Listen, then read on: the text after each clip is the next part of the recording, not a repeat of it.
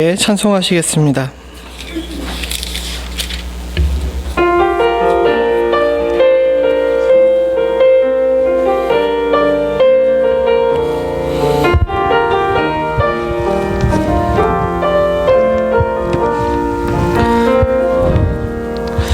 내가 누려왔던 모든 것들이, 내가 지나왔던 모든 시간이,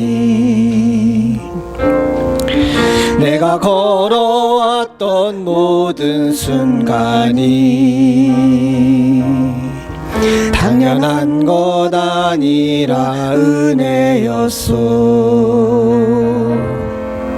아침 해가 뜨고 저녁에 노을, 봄의 꽃향기와 가을의 열매, 변하는 계절의 모든 순간이 당연한 것 아니라 은혜였소. 모든 것이 은혜,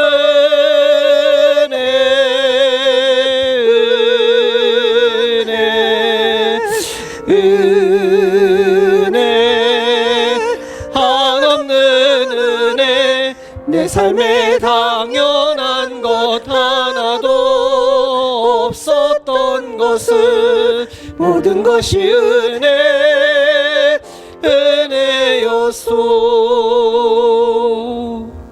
내가 이 땅에 태어나 사는 것, 어린아이 시절과 지금까지 숨을 쉬며 살며 꿈을 꾸는 삶, 당연한 것 아니라 은혜였소. 내가 하나님의 자녀로 살며 오늘 찬양하고 예배하는 삶, 복음을 전할 수 있는 축복이 당연한 것 아니라 은혜였소. 모든 것이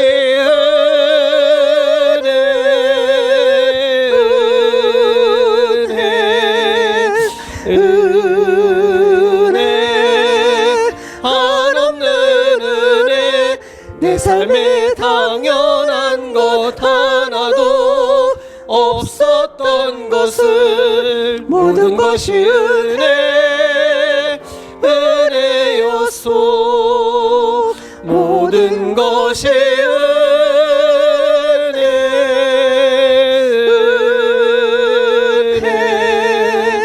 은혜, 한없는 은혜. 내 삶에 당연한 것 하나도 없었던 것을 모든 것이 은혜였소. 아멘. 이 시간 우리 함께 기도하겠습니다. 전에 나오신 주의 사랑하는 자녀들 모두에게 하나님의 은혜와 축복이 있기를 간절히 소원합니다. 주께서는 복을 예비하셨고 우리는 이 시간 받으면 되는 줄로 믿습니다. 주의 은혜와 축복을 받기에 합당하게 정결하고 깨끗한 마음을 회복하기 위해 간절히 기도하시겠습니다. 기도합니다. 아버지 하나님, 주님 도와주시옵소서. 주님 하나님, 저들의 쉽기를 손을 쉽기를 손을 주옵소서. 주님 하나님 아버지, 애들을 쉽기를 열어주옵소서. 주님 하나님 아버지, 저들을 쉽기를 주옵소서. 주님 쉽기를 주옵소서. 하나님 들어 쉽기를 주옵소서. 주님 쉽기를 주옵소서. 주님 쉽기를 주옵소서. 주옵소서. 주님 하나님 아버지, 주님 하나님 주님으로 쉽기를 주옵소서. 주님으로 쉽기를 하나님 주님으로 죽기로 주옵소서. 주님으로 주옵소서. 하나님 아버지 하나님 죽기로 주옵소서. 주님으로 주옵소서. 주님으로 죽기로 삽니다. 주님 아버지 주님으로 주옵소서. 주님으로 죽기로 주옵소서.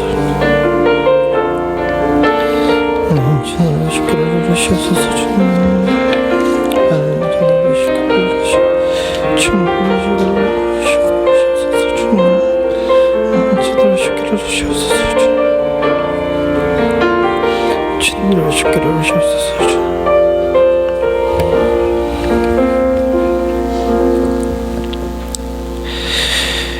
여호와께서 너희 앞에 행하시며 이스라엘 하나님이 너희 뒤에서 호위하시리니 너희가 황급히 나오지 아니하며 도망하듯 다니지 아니하리라.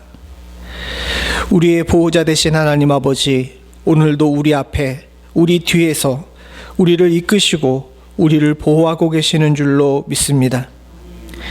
인생 앞에서 겁먹어 다니지 않을 수 있도록 주님 도와주시옵고 삶에서 도망 다니지 않을 수 있도록 주님 도와주시옵소서. 이에 주님 앞에 나와 주의 보호 아래 주의 그늘 아래 있음을 다시 한번 확인하고 주께 영광 돌리기 위해 주의 사랑하는 자녀들이 이 자리에 머리 숙여 기도하며 주께 찬양과 영광을 돌려드립니다. 예배드리는 이 시간이 세상에서 가장 복된 시간, 귀한 시간, 소중한 시간 될 수 있도록 주님 도와주시옵고 우리의 마음의 중심이 하나님께로 온전히 열림으로 말미암아 헛되이 보내는 시간이 아니라 하나님과 교제하고 교통하는 시간 될 수 있도록 주여 도와주시옵소서. 예배의 모든 순간은 주님의 것인 줄로 믿습니다. 그 어느 누구도 하나님께 올려야 될 영광을 도적질하지 않을 수 있도록 주님 도와주시옵고 인생 속에서 나와 항상 동행하시는 주님과 함께 있음을 기쁨으로 여기는 주의 사랑하는 성도들이 신령과 진정으로 드리는 예배를 주께서 받아 흠양하여 주시옵소서. 모든 말씀 예수님의 이름으로 간절히 기도드리옵나이다. 아멘. 다 자리에 일어나셔서 찬송가 32장 찬송입니다.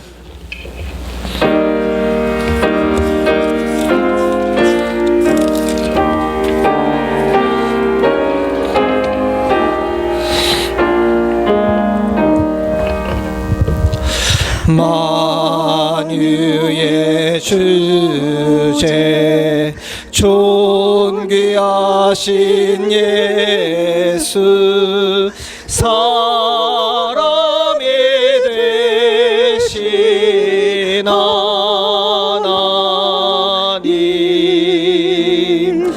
나 사모하여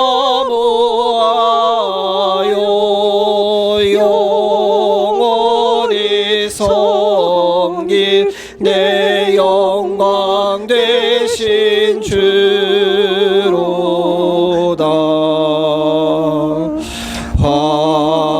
화려한 동산 무성한 저수목 다 아름답고 묘하나 순전한 예수 더 아름다워 봄 같은 기쁨 주시네.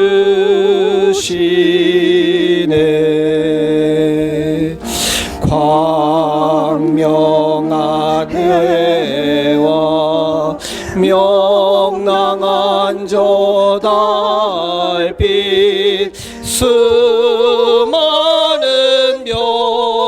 별들 빛나나 주 예수 빛은 더 찬란하여 참 비교할 수 없도다.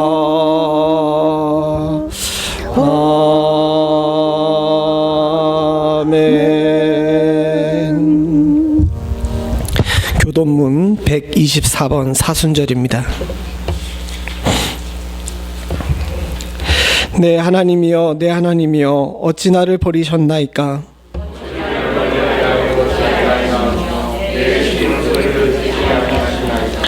내 하나님이여 내가 낮에도 부르짖고 밤에도 잠잠하지 아니하오나 응답하지 아니하시나이다.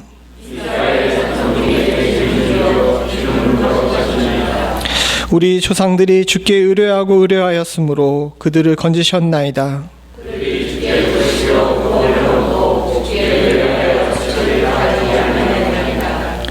나를 멀리하지 마옵소서. 환난이 가까우나 도울 자 없나이다. 내가 내 모든 뼈를 셀 수 있나이다. 그들이 나를 주목하여 보고 내 겉옷을 나누며 속옷을 제비 뽑았나이다.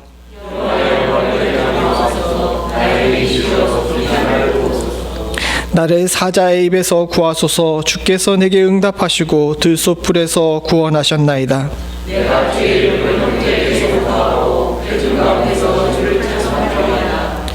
여호와를 두려워하는 너희여 그를 찬송할지어다. 그에게 영광을 돌릴지어다. 너희 이스라엘 모든 자손이여 일급을자다. 아멘. 나는 전능하신 아버지 하나님 천지의 창조주를 믿습니다. 나는 그의 유일하신 아들 우리 주 예수 그리스도를 믿습니다. 그는 성령으로 잉태되어 동정녀 마리아에게 나시고 본디오 빌라도에게 고난을 받아 십자가에 못 박혀 죽으시고 장사된 지 사흘 만에 죽은 자 가운데서 다시 살아나셨으며 하늘에 오르시어 전능하신 아버지 하나님 우편에 앉아 계시다가 거기로부터 살아있는 자와 죽은 자를 심판하러 오십니다. 나는 성령을 믿으며 거룩한 공교회와 성도의 교제와 죄를 용서받는 것과 몸의 부활과 영생을 믿습니다. 아멘. 다 자리에 앉으셔서 찬송가 478장 찬송입니다.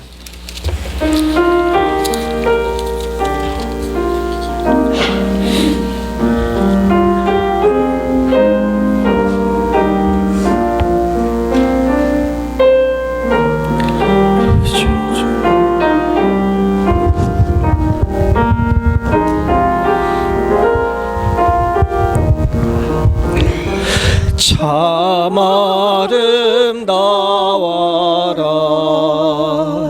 주님의 세계는 저 솔로몬의 옷보다 더 고운 백합화 주 찬송하는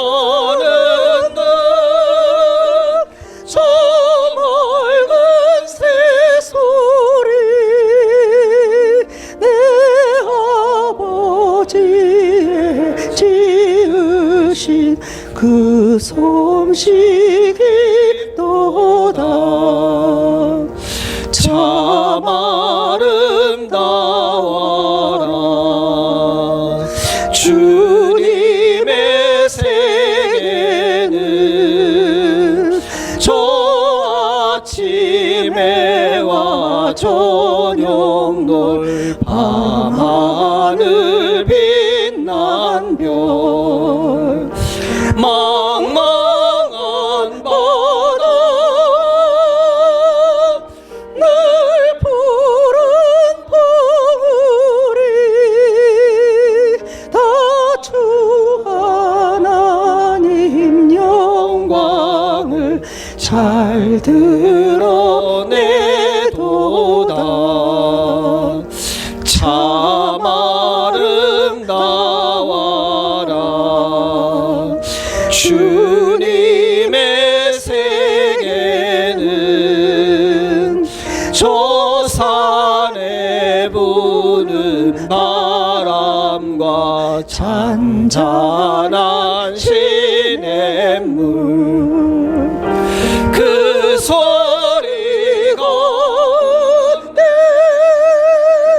정성 들리니 주 하나님의 큰 뜻을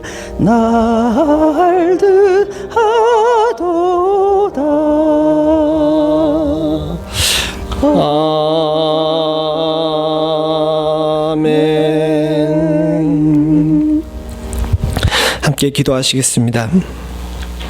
보라, 내 종이 형통하리니 받들어 높이 들려서 지극히 존귀하게 되리라. 전에는 그 모양이 타인보다 상하였고 그 무의 모습이 사람들보다 상하였으므로 많은 사람들이 그에 대하여 놀랐거니와 그가 나라들을 놀라게 할 것이며 왕들은 그로 말미암아 그들의 입을 봉하리니 이는 그들이 아직 그들에게 전파되지 아니한 것을 볼 것이요 아직 듣지 못한 것을 깨달을 것임이라. 은혜가 풍성하시며 사랑이 많으신 하나님 아버지, 세상을 이처럼 사랑하셔서 독생자를 주셨고 그 독생자를 대속의 제물로 십자가에 내어주시사 하나님 아버지 피 흘려 우리의 죄를 사하게 하셨으며 부활의 능력으로 우리에게 참 소망을 허락하신 하나님께 영광과 찬송을 올려드립니다. 세상의 눈에 볼 때에는 어리석고 세상의 눈에 볼 때에는 아무것도 아닌 것 같지만 주의 사랑하는 성도들에게 믿음의 눈을 허락하셨고 부르셔서 이를 믿게 하셔서 세상이 알지 못하는 참 비밀을 소유하게 하신 주의 은혜로 말미암아 우리에게 성도라는 이름을 허락해 주신 은혜에 감사드립니다.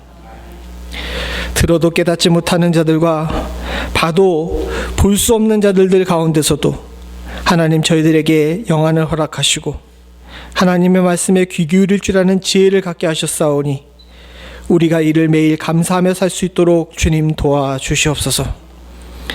우리 입술에서 주의 은혜로 말미암은 감사가 항상 끊이지 않을 수 있기를 간절히 소원하오니 내게 있는 모든 것들 나로 하나님을 알게 하심 그리고 저 하늘에 소망을 두게 하심에 감사할 수 있도록 주님 도와주시옵고 주께서 주신 인생 가운데 불평으로 살지 않을 수 있는 은혜 또한도 허락하여 주시옵소서.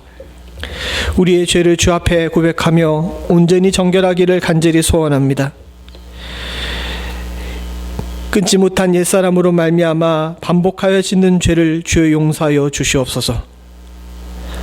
아직도 세상의 습속을 버리지 못하고 세상과 버타여 살며 가진 하나님 아버지 우리들의 오래된 죄를 주께서 용서하여 주시옵소서. 모르고 지었지만 하지 않아야 될 여러 가지 일들을 우리가 우리의 삶 속에서 했음을 주께 고백하며 깨끗이 정결이 되기를 간절히 소원하오니 주여 회개의 영을 우리들에게 부어주시사 주님 앞에 나오는 이 순간 온전한 회개로 주께 더 가까이 나아갈 수 있도록 주여 도와주시옵소서. 하나님 아버지, 주께서는 주를 찾아 주께로 돌아오는 모든 자들에게 널리 팔을 벌려 품에 안으시고 회복시켜 주시리라 약속하셨습니다. 주의 사랑하는 성도들과 주의 귀한 교회와 부족한 종이 주께로 달려갈 때 주께서 품에 안으시고 회복해 주시는 은혜 또한도 허락하여 주셨기를 간절히 소원하오니 상하고 찢긴 마음, 아프고 괴로운 육신, 하나님 아버지 보이지 않는 미래 가운데서도 주께서 품어주시는 품 안에서 다시 한번 힘을 얻고 독수리 날개쳐 올라감 같이 하나님 아버지 다시 한번 승리하며 나아갈 수 있는 저희들 힘을 얻을 수 있도록 주여 도와주시옵소서. 인생의 삶 가운데서 여러 가지 고통을 당하고 있는 성도들이 있습니다.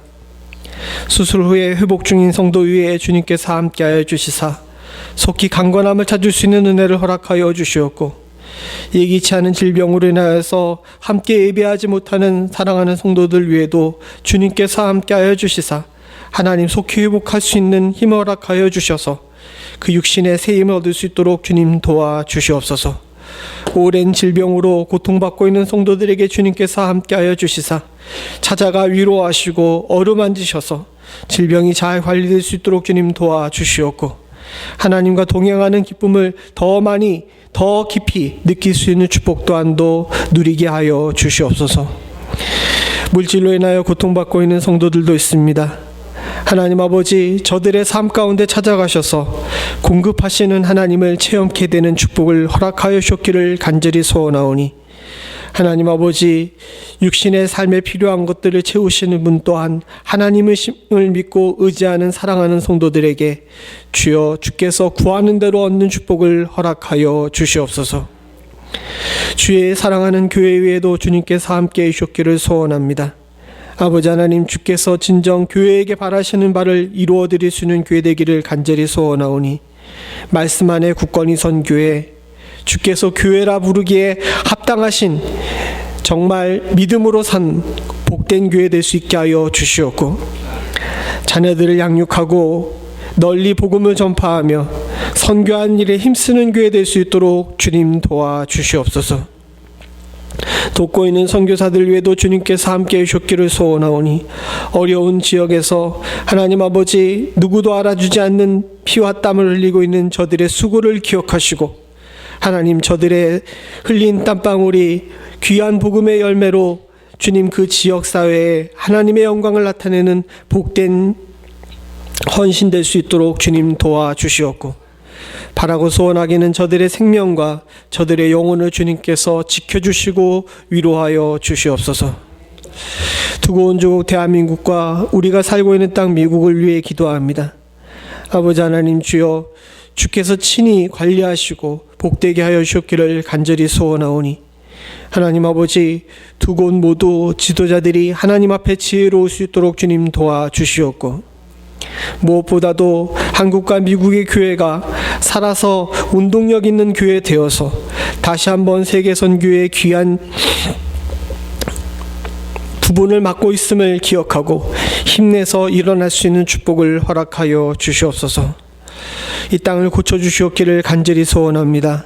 속히 질병의 소리가 그칠 수 있도록 주님 도와주시옵고, 불의한 전쟁을 멈출 수 있는 은혜 또한 허락하여 주시오며, 하나님, 곳곳에서 들리는 기근과 재난의 소리 가운데서도 하나님 아버지, 하나님께로 돌아와 엎드려 주의 긍휼을 구하는 모든 자들에게 주님께서 은혜 베푸시는 축복을 허락하여 주시옵소서. 이 땅을 고쳐주시는 하나님의 은혜가 오늘 우리 가운데 임함을 감사할 수 있도록 주님 도와주시옵고, 특별히 이 시간 저희가 예배하며 주께 나아가기를 소원하오니 하나님, 이 자리에 머리 숙인 우리 모두가 다 하나님의 은혜로 충만할 수 있도록 주님 도와주시옵고, 특별히 부족한 종에게 함께하여 주시사 하나님 주의 말씀만 온전히 대언할 수 있는 축복을 허락하여 주시옵소서. 예배의 모든 순간을 주님께 의탁하오며 모든 말씀 예수님의 이름으로 간절히 기도드리옵나이다. 아멘.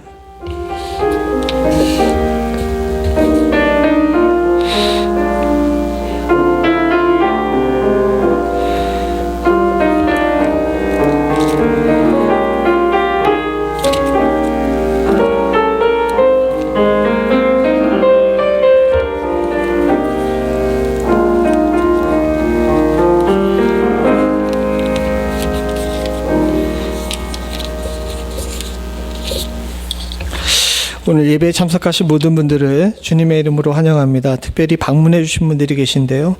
우선 전현옥 권사님 동생분들이시라 그러는데, 이렇게 쓰시면은 제가 어떻게 이름을 다 합니까?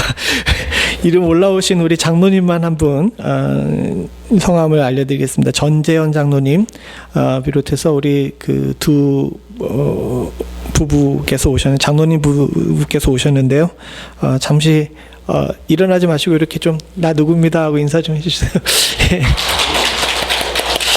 그리고 우리 유장로님, 우리 사위와 손자 방문하셨습니다. 이제 우리 식구라 따로 소개 안 하고요, 그냥 왔다는 것만 알려드립니다.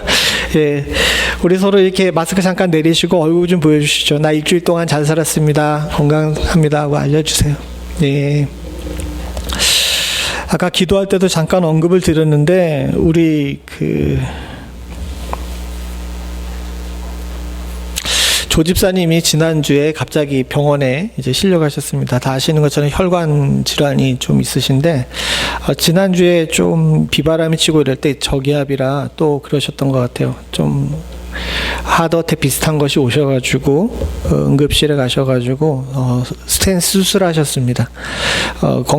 수술 경과도 굉장히 좋고 건강하시다 그러시는데, 아무래도 조금 쉬셔야 될 것 같아가지고 지금 오늘 조 권사님도 교회를 못 나오셨는데 좀 여러분 기도해 주셔야 될 것 같습니다. 집사님이 지금 거의 3년 내에 매해 비슷한 수술을 하시고 계시거든요. 벌써 한 4번째 수술을 하고 계시는데 혈관 곳곳이 이렇게 자꾸 막히고 그러시는데 여러분 기도 좀 많이 해주셔서 좀 회복되게끔 기도해 주셨으면 좋겠고요. 우리 오윤경 집사님이 아시는 것처럼 대상포진으로 좀 고생을 하고 계시는데 그 병이 참 쉽지가 않은 것 같아요. 여러분 좀 기도 좀 많이 해주시기를 부탁을 드립니다. 10월 다음 주는 종료주일로, 그 다음 주는 부활주일로 지킵니다. 여러분들 기도로 준비해 주시고, 지금은 사순절 기간입니다. 하나님과 동행하시는 복된 기간 될 수 있기를 소원합니다. 그래서 고난주간 특별 새벽 기도회가 4월 11일 월요일부터 16일까지 있게 됩니다. 여러분 함께 고난주간 특별 새벽 기도회에 동참해 주시기를 부탁을 드립니다. 오늘 대청소합니다. 근데 뭐 대청소라 그래도 교회가 관리가 잘 돼서 특별하게 할 것은 없는데요.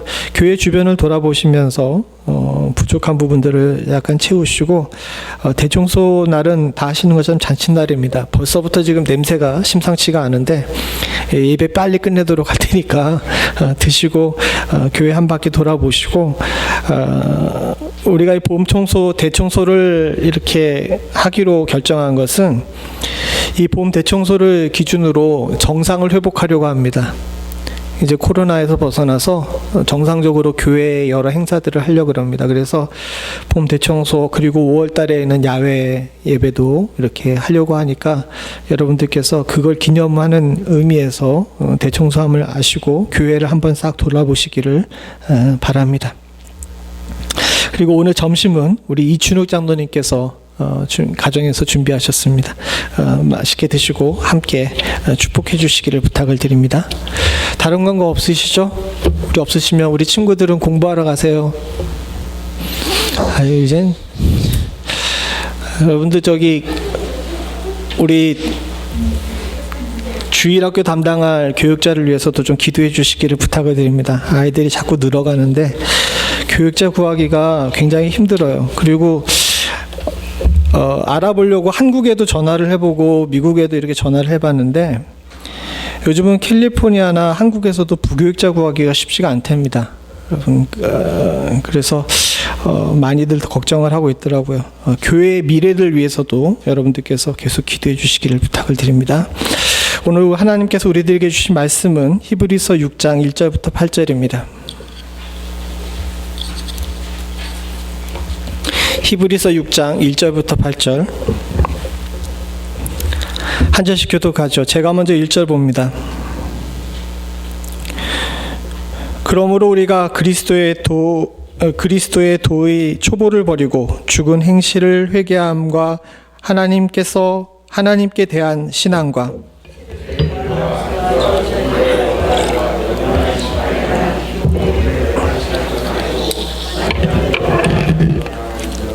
하나님께서 허락하시면 우리가 이것을 하리라.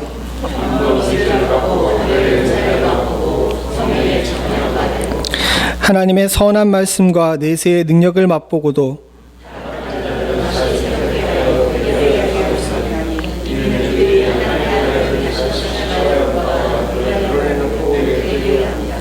땅이 그 위에 자주 내리는 비를 흡수하여 밭가는 자들이 쓰기에 합당한 채소를 내면 하나님께 복을 받고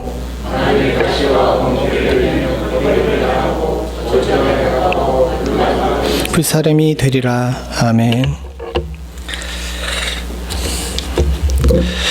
제가 재미있는 얘기를 하나 여러분들에게 들려드리려고 합니다. 옛날에 빨간 나라와 노란 나라가 있었어요.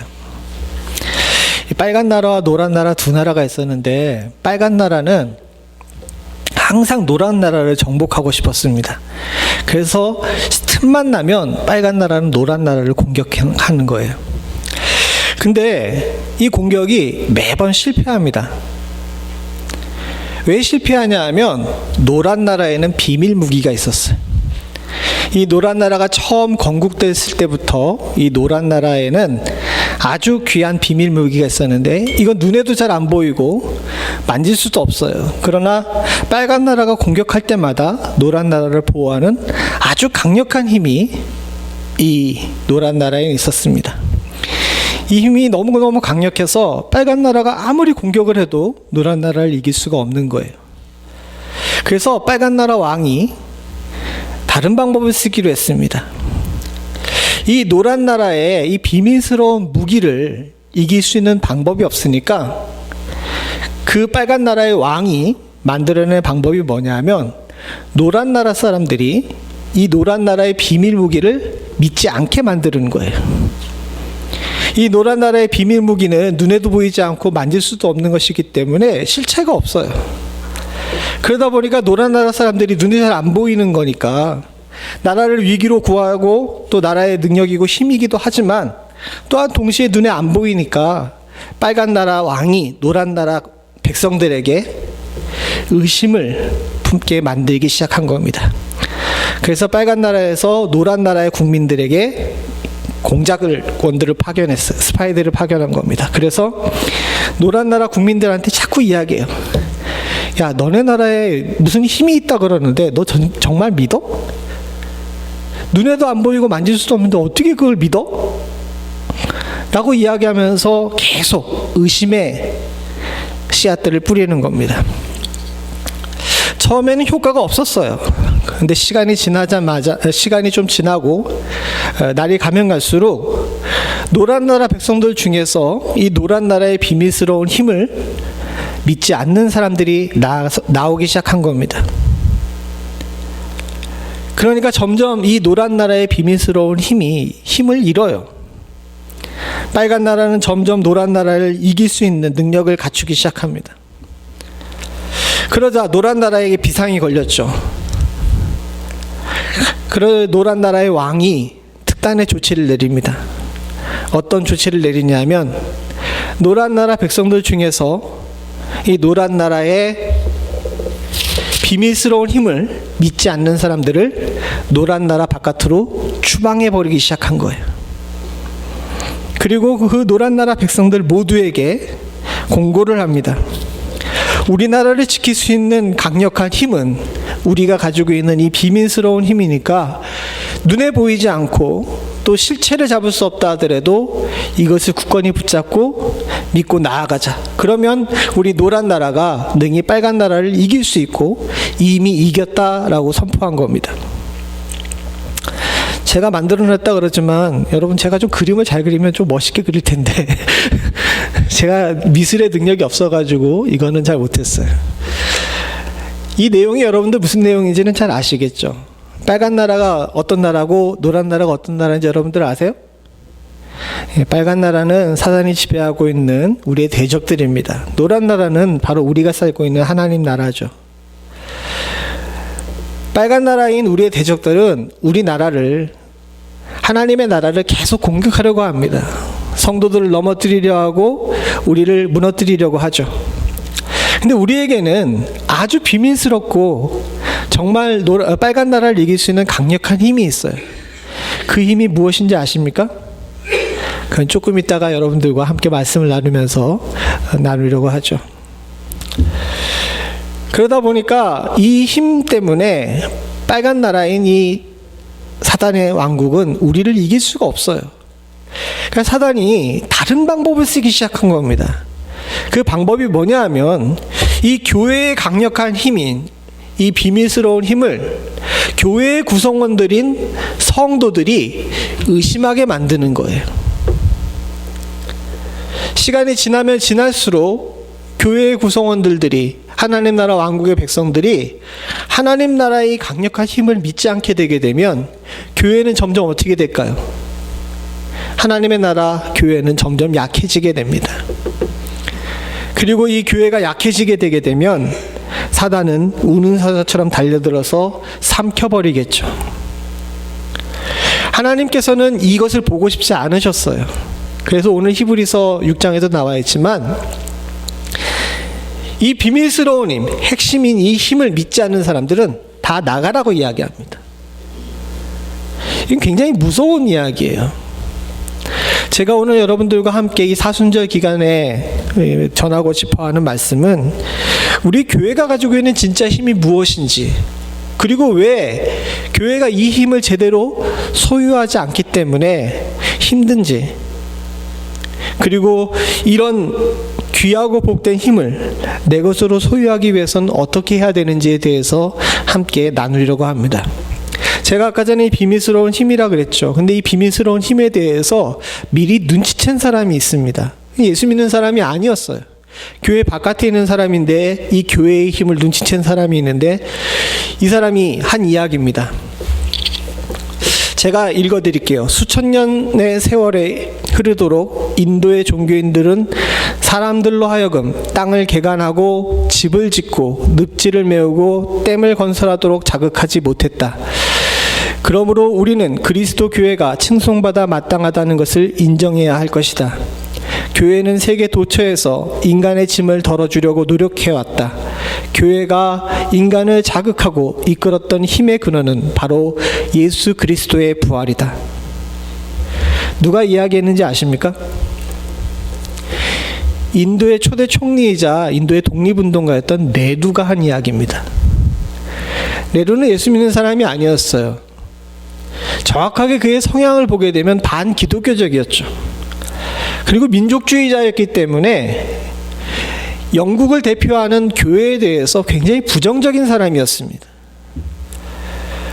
그런데 그가 인도를 독립시키고 나라를 건국한 이후에 인도의 많은 사람들을 향하여서 이 이야기를 했어요. 수천 년 동안 인도는 대단한 문화를 일으켰고 또 수없이 많은 나라들이 인도 대륙에 있었습니다. 근데 네루가 볼 때 그 인도 대륙의 어떤 사람들도 인도 사람들을 변화시키거나 그들의 삶을 나아지게 만드는 능력을 가지고 있지 못했어요. 도리어 인도의 종교는 카스트 제도라는 인간의 계층을 구분하는 그런 제도를 만들어서 사람들에게 짐을 지우는데 더 많은 노력을 쌓는, 어떻게 보게 되면 인간을 힘들게 만드는 종교들이었죠. 그러나 그가 비록 적의 종교였지만 교회와 복음 그리고 성경을 읽고 연구한 결과 오늘 이와 같은 결론을 얻었다는 겁니다. 교회의 힘은 뭐라고요? 예수 그리스도의 부활. 참 이상하죠? 저는 이 이야기를 듣고서 네루가 참 공부를 많이 했다라는 생각이 들었습니다. 보통 일반적으로 성도들에게나 또는 교회 바깥에 있는 지금의 사람들에게 이야기하게 되면 여러분 교회의 힘이 무엇이라고 생각합니까? 라고 이야기하면 대부분 다 뭐라고 얘기를 해요? 교회의 힘이 뭐라고 생각해요? 하나님 말씀. 우리 권사님께서 아주 일반적으로 대표적인 이야기를 하셨습니다. 그리고 권사님이 틀린 게 아니라 저게 신학에서 얘기하는 교회의 힘의 제일 첫 번째 힘이에요. 근데 일반적으로 세상의 사람들한테 교회의 힘이 무엇이냐고 얘기하게 되게 되면 사랑이라고 얘기하는 경우가 많아요. 그죠? 교회의 힘은 사랑입니다. 하도 교회의 사랑하니까 그렇게 얘기하죠. 맞습니다. 교회의 힘의 사랑도 분명히 있습니다. 그리고 더 깊이 우리의 내면을 들여다보고 또 우리가 입으로는 얘기하지 않지만 차마 체메니스가 얘기하지 않지만 더 깊은 마음속에서 힘이라고 생각하는 것들을 돌이켜보게 되면 교회의 힘을 성도의 숫자로 여기는 사람도 많고요. 교회의 힘을 교회에서 돌리고 있는 재정으로 사는 사람도 많이 있습니다. 왜 한국의 교회들을 크게 짓고 또 숫자들을 많이 모으는지 아십니까? 그것이 힘이 있어 보이기 때문에 그래요. 강대상에서 제가 이런 얘기하니까 좀 이상해요? 솔직한 얘기 아닙니까? 사실 한국 교회의 많은 큰 문제점들, 그리고 또 미국 교회도 마찬가지지만 교회들이 크고 성도 숫자가 많고 또 재정이 많게 되면 그 교회는 힘이 있는 교회처럼 여깁니다. 노예 기간 중에 목사님들과 대화하는 가운데서 어디를 돕는 그런 문제가 생겼습니다. 돕는 문제가 생겼는데 그 중에 한 목사님이 그런 얘기 하더라고요. 힘이 있는 교회가 더 많이 도우시라고. 그 얘기는 뭡니까? 교인 숫자가 많고 헌금 많은 교회가 힘쓰라는 얘기죠. 물론 틀린 얘기는 아닙니다.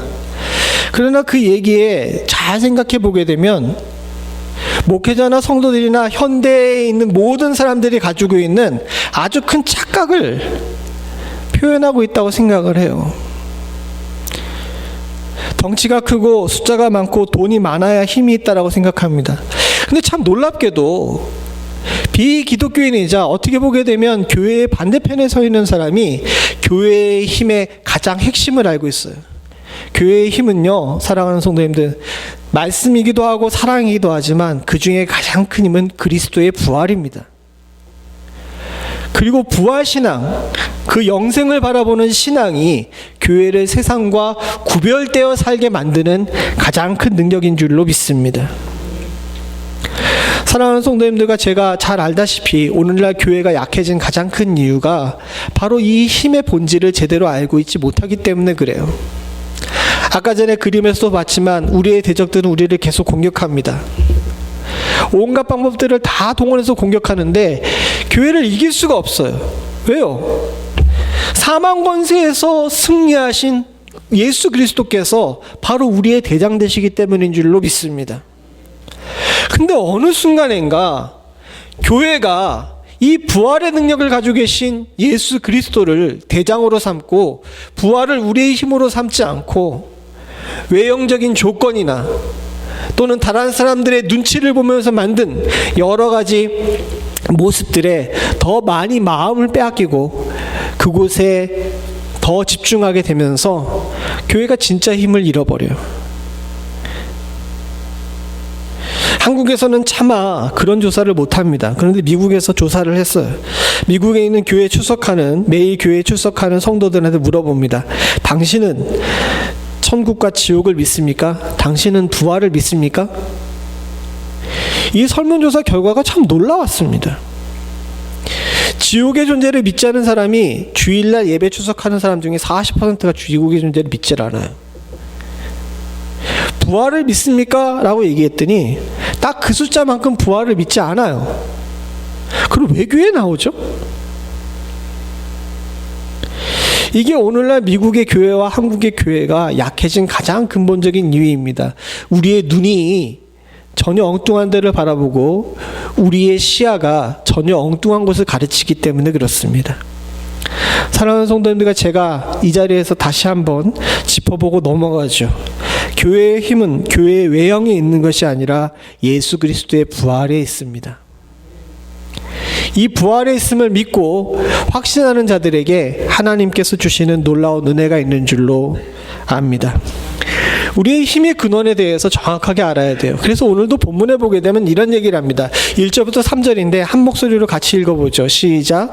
그러므로 우리가 그리스도의 도의 초보를 버리고 죽은 행실을 회개함과 하나님께 대한 신앙과 세례들과 안수와 죽은 자들의 부활과 영원한 심판에 관한 교훈의 털을 다시 닦지 말고 완전한 대로 나아갈지니라. 하나님께서 허락하시면 우리가 이것을 하리라. 1절부터 2절에 저 문장이 좀 나빠요. 죄송한 얘기인데 번역을 갖다가 할 때 그냥 너무 직역을 하다 보니까 보시면 알겠지만 1절서부터 2절이 다 한 문장입니다. 저 중간에 좀 끊고 쉼표도 하고 이래야지 이게 무슨 내용인지를 잘 알 수 있는데 그걸 못했기 때문에 많은 분들이 뭔 얘기야? 라고 이렇게 생각할 수가 있어요. 근데 제가 간단하게 설명을 드리겠습니다. 고린도 교회에 무슨 문제가 있었냐면 고린도 교회 성도들 중에서 신앙생활을 좀 하다 보니까 시간이 지나가지고 본래 전해준 참 복음 말고 자신들의 생각을 거기에 집어넣기 시작한 거예요. 그러다 보니까 어느 순간인가 원래의 핵심인 하나님에 대한 신앙과 세례와 안수와 죽은 자들의 부활에 대한 것들을 빼버리고 거기에 헬라의 철학들이 들어가기 시작한 겁니다. 위기죠. 교회에 불순물이 끼기 시작한 겁니다. 그래서 바울이 편지를 한 거예요. 고린도 교회에게 편지를 해가지고 초보에서 벗어나라, 기초에서 벗어나라.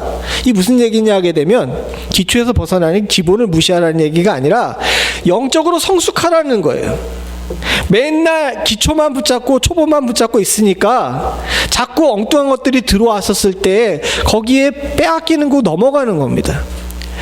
교회가 성장하고 교회 성도들이 더 자라나야 되는데, 그렇게 하려면 원래 가르쳤던 복음을 갖다가 굳건히 붙잡고 거기에다가 신앙의 행실을 더해야 되죠. 근데 그걸 잘 못했던 거예요. 그래서 경고한 겁니다. 그래서 여기 다시 털을 닦지 말고 라고 이야기한 것은 뭐냐면, 예전에 전해졌던 것을 무너뜨리고 엉뚱한 것을 집어넣어서 다 무너뜨리지 말고 완전한 대로 나아가라, 더 성장하라, 이런 얘기입니다. 오늘날 교회 지금 얘기하는 것도 마찬가지예요. 우리가 예수의 부활이 중요한 것, 하나님 말씀이 중요한 것, 사랑이 중요한 것 모르는 사람들이 아닙니다. 근데 문제가 무엇입니까? 왜 교회 목회자들마저도 교회의 외형이나 숫자나 또 물질적인 능력이 교회의 힘이라고 생각하는 걸까요? 그것은 주께서 우리들에게 주신 가장 핵심적인 것들을 더 성장시키고 더 완전한 대로 나아가는데 교회가 힘을 쓰지 않고, 그런 것들은 기본이니까 라고 이야기하면서 놔두고 엉뚱한 것을 교회 위에, 성도 위에 켜켜이 쌓아놓기 때문입니다. 사랑하는 성도님들, 저와 여러분들은 주 안에서 교회의 힘, 진짜 본질의 힘을 놓치지 않고 이것을 완전한 대로 나아갈 때까지 키울 수 있는 능력이 있기를 소원합니다. 그래서 부활도, 오늘 여기 나와 있는 하나님께 대한 신앙, 즉 말씀도, 또 우리가 가지고 있는 교회의 질서도 사랑하는 성도님들 결코 버려서는 안 되고요, 왜곡해서도 안 되는 줄로 믿습니다. 근데 이건 우리 힘만으로 되는 것이 아니에요. 3절에 뭐라 그러죠? 하나님께서 허락하시면 우리가 이것을 하리라. 교회가 교회되는 것은요, 사람의 능력으로 되는 것이 아니라 하나님께서 허락하셔야 되는 일인 줄로 믿습니다. 저와 여러분들은 하나님의 허락을 구하실 수 있는 은혜가 있기를 소원합니다. 교회의 숫자가 작아지는 것, 외형이 작아지는 것에 대해서 얘기를 많이 해요. 사실 그렇습니다. 목회자도 이 함정에 빠져가지고 쉽게 헤어나오지 못하고, 저도 마찬가지입니다. 솔직하게 말씀드리게 되면 저도 큰 교회 부교육자를 해보고 힘도 누려봤습니다. 그리고 작은 교회 다니면서 큰 교회 때 할 수 있었던 많은 것들이 제한되는 것도 느껴요. 그런데 곰곰이 제가 이 담임하면서, 작은 교회를 담임하면서 깨닫고 느낀 바는, 하나님께서 왜 저를 그렇게 인도하셨는지에서 느끼고 깨달은 바는, 제 마음속에 깊이 담겨있던 세속적이고 소위 말해서 인간적으로 볼 때 합리적인 그런 판단들을 제해버리고 하나님 기준으로 교회와 세상을 바라볼 수 있는 능력을 갖게 하시기 위함인 것을 깨닫게 됐습니다. 그리고 그 중에 가장 대표적인 것이 바로 아까 전에 말씀드린, 사람의 기준과 눈으로 볼 때 크다, 능력 있다, 힘 있다 얘기하는 것과는 별개로 하나님께서 주신 능력을 따라서 하나님께서 허락하시게 되게 되면 예수 그리스도의 부활이 교회의 진짜 힘이 되고 말씀이 진짜 교회의 능력이 되는 것을 체험케 하시기 위하심인 줄로 믿습니다. 사랑하는 성도님들과 저도 이것을 놓지 않을 수 있기를 간절히 소원합니다. 사도 바울이 또 다른 곳에서 비슷한 말씀을 하는데, 빌립보서 3장 9절부터 12절입니다. 제가 9절, 여러분들이 10절 한 절씩 번갈아 가며 읽겠습니다. 그 안에서 발견되려 함이니 내가 가진 의는 율법에서 난 것이 아니요 믿음으로 말미암은 것이니 곧 믿음으로 하나님께로부터 난 의라. 그리스도야 부활의 권능과 그 고난의 참여함을 알고자 하여 그의 죽으심을 본받아 어떻게 해서든지 죽은 자 가운데서 부활에 이르려 하노니 내가 이미 얻었다 함도 아니요 온전히 이루었다 함도 아니라 오직 내가 그리스도께 붙잡힌 바 된 것은 그것을 잡으려고 달려가노라. 사도 바울이 지금 이 말씀을 하면서, 이 말을 이야기하면서 빌립보 교회 성도들에게 이야기한 것은, 내가 다른 것들, 많은 것들을 가질 수 있는 능력이 있는데 그 모든 것들을 다 놔두고 뭘 위해 달려가고 있어요? 예수 그리스도가 미리 본으로 보이신 죽은 자 가운데서 부활하는 것, 바로 그것을 향해 달려가고 있다라고 이야기합니다. 빌립보 교회들에게 사도 바울은 자랑을 해요. 내가 공부도 많이 했고, 내가 능력도 있고, 내가 날 때부터 시민권자이고, 내가 누구보다도 편안하게 살려면 편안하게 살 수 있는 그런 존재임에도 불구하고 이 모든 것들은 나의 힘과 능력이 안 된다는 사실을 안다라는 거예요.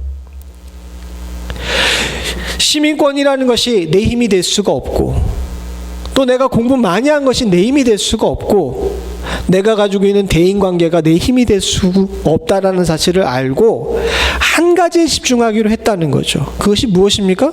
10절에 나와 있는 것처럼 뭐예요? 그리스도와 그 부활의 권능과 그 고난에 참여함. 예수 그리스도를 따라가는 것, 예수 그리스도에 제재되는 것과 그분이 우리들에게 남겨주신 귀한 승리의 유산인 그리스도의 부활의 권능, 그리고 하늘의 면류관을 얻을 수 있는 이유가 되는 그 고난에 참여하는 것만, 그것만 내가 보고 따라가겠다는 겁니다. 왜? 그것이 내 진정한 힘이라는 사실을 알고 있기 때문이라는 거죠. 사랑하는 성도님들과 저도 우리 교회의 진짜 힘을 놓지 않을 수 있기를 간절히 소원합니다. 진짜 교회의 힘은 그리스도의 부활이고 하나님 말씀을 따라가는 것이고 그분의 고난에 참여하는 것입니다. 그런데 안타깝게도 아까 전에 우리가 이야기에서 봤던 것처럼 빨간 나라가 우리를 그냥 그대로 놔두지 않아요. 빨간 나라에서 계속 공격을 합니다. 어떻게 해요? 우리로 이 귀하고 복된 힘이 눈에 안 보인다는 것, 그리고 피상적이라는 것, 그리고 시간이 많이 걸린다는 이유로 말미암아서 우리로 그것을 자꾸 의심하게 만드는 겁니다. 안타깝게도 이 의심의 씨앗이 교회 안에 떨어지게 되고 또 많은 성도들이 거기에 넘어가게 돼요. 죄송한 얘기지만 아까 전에 성도들에 관한 통계만 이야기했지만 실제로 얼마 전에 미국에서 이제 조사한 바에 따르게 되게 되면 목회자들 가운데서도 예수 그리스도의 부활을 믿지 않은 사람들의 숫자가 만만치가 않아요. 몇 퍼센트는 안 믿을까요? 아까 성도들은 40% 정도 안 믿는다 그랬잖아요. 목회자들 얼마나 안 믿을까요? 예? 우리 오늘 권사님이 찍신이에 이 강림을 했다고 이런 목회자가 이런 얘기를 하면 안 되겠지만 권사님이 지금 잘 얘기하셨어요. 목회자 중에서 20% 정도가 그리스도의 부활을 믿지 않는데요. 이 뒷목이 시끈한 이야기지 않습니까? 도대체 그러면서 왜 목사를 하고 있는지 모르겠어요.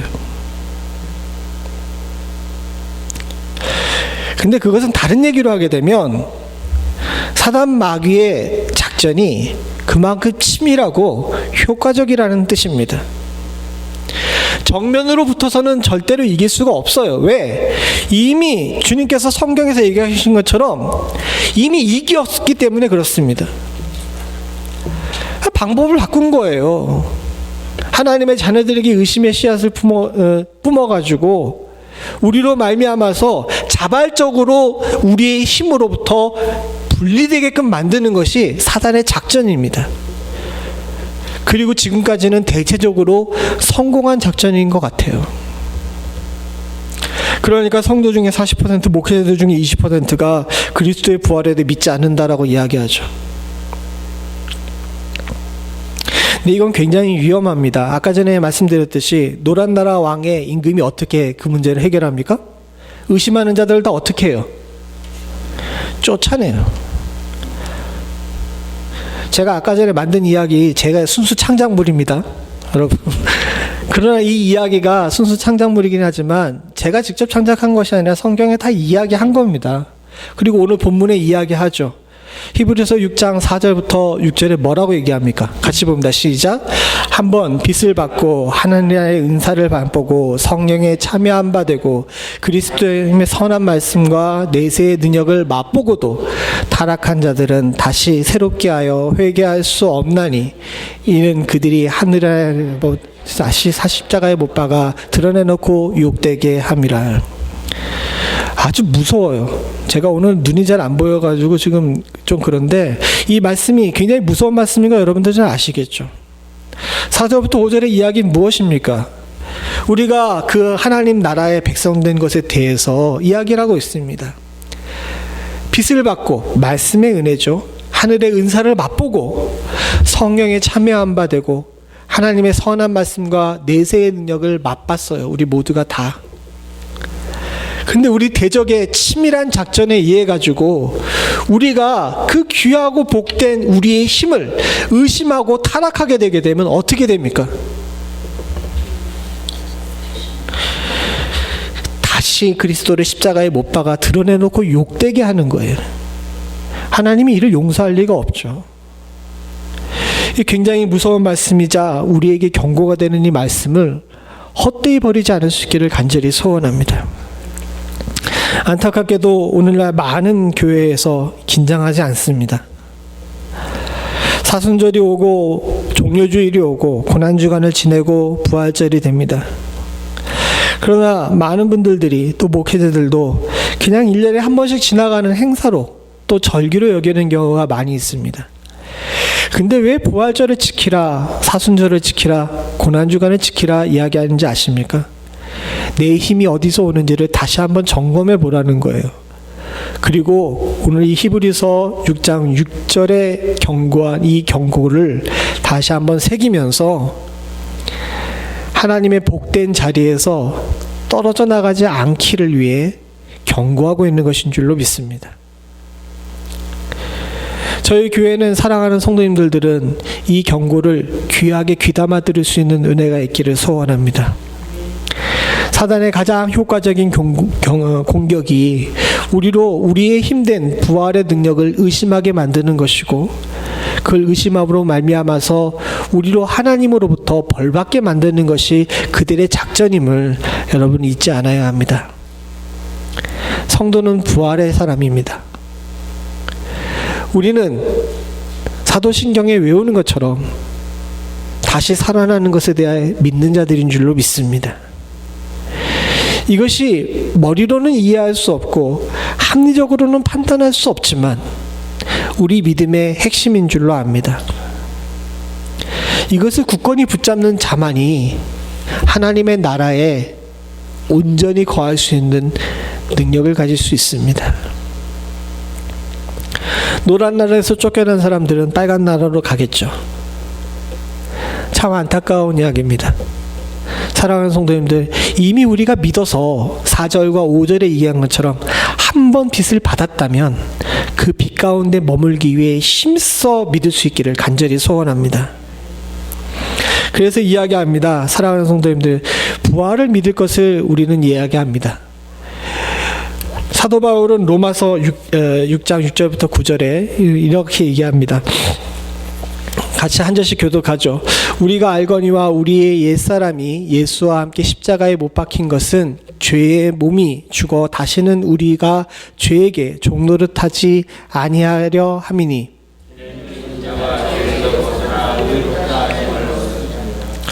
만일 우리가 그리스도와 함께 죽었으면 또한 그와 함께 살 줄을 믿노니 그리스도께서 죽은 가운데서 다시 죽지 아니하시고 사방에 다시 그를 주장하지 못할 줄을 알미로라. 아멘. 사랑하는 성도님들, 우리가 이미 죄에서 벗어났습니다. 다시 반복해서 말씀드리지만 우리는 이미 하나님 나라의 백성이에요. 그래서 의롭다 하심을 얻었습니다. 여러분, 누가 이것에 대해서 도전할 수 있겠습니까? 아까 히브리서에서 본 것처럼 이것은 하나님께서 하신 일입니다. 여러분들의 과거의 삶이 어떻든지, 또 지금 어떤 일을 하고 있든지, 또 여러분들이 어떤 상태에 있든지 너는 내 것이라 하신 분은 사람이 아니라 하나님이신 줄로 믿습니다. 하나님께서 하신 거예요. 그러시면서 주님께서 딱 하나 요구하신 것이 있는데 그것이 뭔지 아십니까? 택하신 하나님께서 우리들에게 요구하신 것은 뭡니까? 그와 함께 살 줄을 믿노니. 그 믿는 것 하나밖에 없는 줄로 믿습니다. 사도 바울은 실천적인 신앙인이었어요. 자신이 먼저 신앙의 일들에 대해 이야기합니다. 사실 사도 바울이 다른 어떤 사도들보다 더 많은 성경을 쓰고 우리들에게 많이 읽히는 이유는 그거예요. 사도 바울은 이 사도 바울의 서신서에서 자신의 시작서부터 그것이 성장해서 다 이루었다까지 할 때까지 복음의 경주를 마친다고 할 때까지 그 모든 것들대로 순서대로 다 고백한 사람입니다. 이게 얼마나 감사한 일인지 몰라요. 저는 종종 이 사도 바울의 바울 서신서를 읽으면서 위로를 얻습니다. 야, 사도 바울도 이렇게 엉망이었던 때가 있구나라는 생각이 들 때도 있고요. 야, 이 문제를 이렇게 해결하네 하는 지혜를 얻을 때도 있어요. 그 중에 사도 바울이 자신의 믿음의 역정에서 가장 중요하게 생각하는 부분들을 적어놓은 것이 바로 오늘 이 로마서 6장이라고 생각합니다. 하나님께서 주신 이 귀하고 복된, 부르셔서 당신의 백성이 되게 만드신 이 일에 대해서 성도들이 반응하는 유일한 방법은 믿는 겁니다. 저와 여러분들이 부활의 믿음을, 부활의 신앙을 확실하게 내 것으로 소유하고 믿고 살아나갈 수 있는 은혜가 있기를 간절히 소원합니다. 말씀을 맺겠습니다. 사랑하는 성도님들, 우리는 처음의 이야기로 돌아가서 여전히 노란 나라 사람인 줄로 믿습니다. 우리가 앞으로도 그 믿음 가운데 굳건히 거하려면 우리가 가지고 있는 힘, 이 부활의 능력, 이 부활의 힘을 반드시 지켜나갈 수 있는 그런 귀하고 복된 자들이 되어야 될 줄로 믿습니다. 이것을 소유하고 있는 주의 사랑하는 성도들이야말로 하나님과 동행하는 자이자 저 하늘나라의 면류관을 소유한 복된 성도가 될 줄로 압니다. 오늘 읽었던 본문 히브리서 6장 7절에 이런 얘기가 나오죠. 땅이 그 위에 자주 내리는 비를 휩싸여 밭가는 자들이 쓰기에 합당한 채소를 내면 하나님께 복을 받고, 사랑하는 성도님들과 제가 믿음으로 주님께서 주신 은혜 가운데서 하나님께서 주신 은사를 흡수해서 그래서 반드시 열매를 맺게 되게 되면 하나님께서 우리들에게 복 주실 줄로 믿습니다. 부활의 신앙을 소유함으로 말미암아 모두 복 받으실 수 있기를 간절히 소원합니다. 같이 기도하시겠습니다. 은혜가 풍성하신 하나님 아버지, 나의 능력 되신 주여, 교회의 힘과 성도의 능력이 부활에서 나오는 것임을, 예수 그리스도의 부활에서 나오는 것임을 다시 한번 믿고 확신합니다. 세상은 자꾸 우리를 넘어뜨리려고 하고 자꾸 우리를 굴복하려고 하지만, 또 원수된 대적 마귀는 우리로 하나님의 주신 은혜를 의심하게 만들려고 하지만, 하나님, 주의 사랑하는 성도들은 믿음 안에 굳건히 서서 믿음으로 주님께서 주신 은혜를 흡수하여 하나님께 복을 얻기를 간절히 소원하오니, 이 자리에 머리 숙인 사랑하는 성도들은 하나님 나라 가는 그 순간까지 부활에 대한 확실한 신앙을 품고 주께 복받는 자 될 수 있도록 주님 도와주시옵소서. 그 누구도 이 귀한 복에서 떨어져 나가는 자들 되지 않기를 간절히 소원하오니, 하나님 아버지, 주의 사랑하는 성도들이 이 신앙의 여정 가운데 실족하는 일 없도록 주여 도와주시옵소서. 모든 말씀 예수님의 이름으로 간절히 기도드리옵나이다. 아멘. 우리 다 자리에 나셔서 찬송가 484장 부르시면서 준비하신 예물 하나님께 드리겠습니다.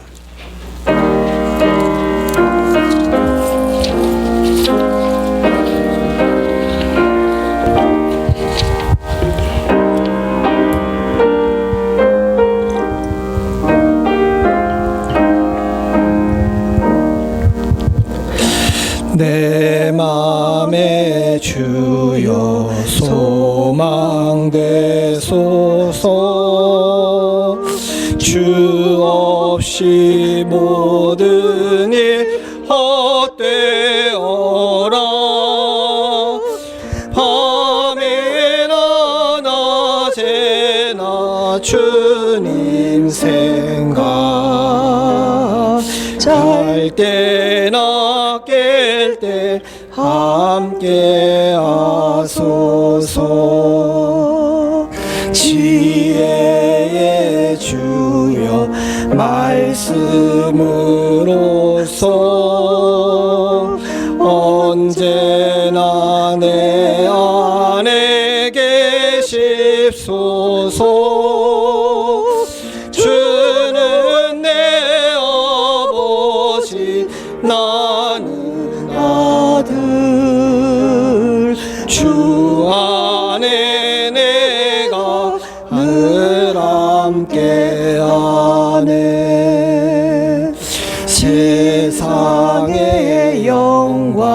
나 안 보여도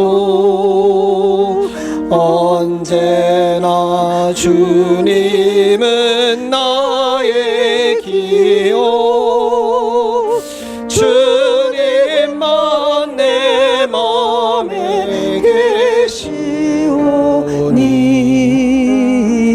영원한 주님 참 귀하셔라. 영원한 주님 내 승리의 주. 하늘의 기쁨을 주옵소서. 어떠한 고난이 닥쳐와도 만유의 주여 소망 되소서.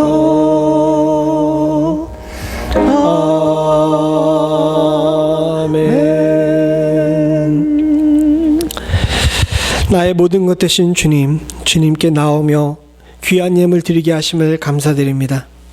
주의 사랑하는 성도들이 주님께 이 물질의 기도를 드릴 때 하나님께서 내 모든 삶의 주인 되시며 내게 있는 모든 것들이 주님께로부터 왔음을 고백하는 귀하고 복된 마음으로 드린 것을 주께서 아시는 줄로 믿습니다.